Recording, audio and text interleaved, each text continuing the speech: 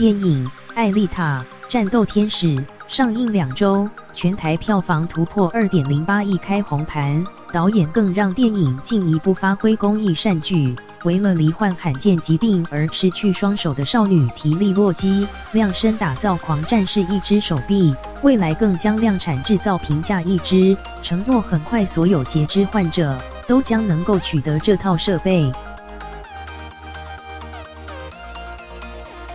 预告：当我发现你的时候，你的人类大脑奇迹式的完好无缺电影《艾丽塔：战斗天使》上映2周，全台票房突破 2.08 亿，拿下双周票房冠军，也在美国拿下首周票房冠军。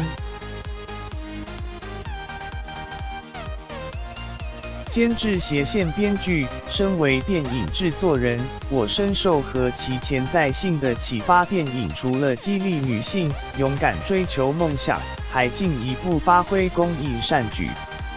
监制斜线编剧，他在婴儿时期被诊断出流行性脑脊髓膜炎败血症，很不幸的让他失去双手。罹患罕见疾病而失去双手的少女提利洛基，不让疾病成为阻挠，让导演深深感动，因此决定送她一份大礼。导演，她需要不停地更换一只，因此我们决定让艾丽塔设计团队跟 Open Bionics 合作，为她量身打造平价亲民的进化版一只。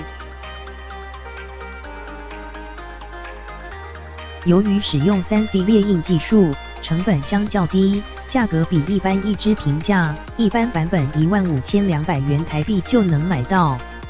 提利带着一只开心出席电影首映会，而亲民的进化版一只不仅只让提利受惠，艾丽塔版本一只很快也能让所有截肢患者都可以取得。电影卖座，也将爱心传递。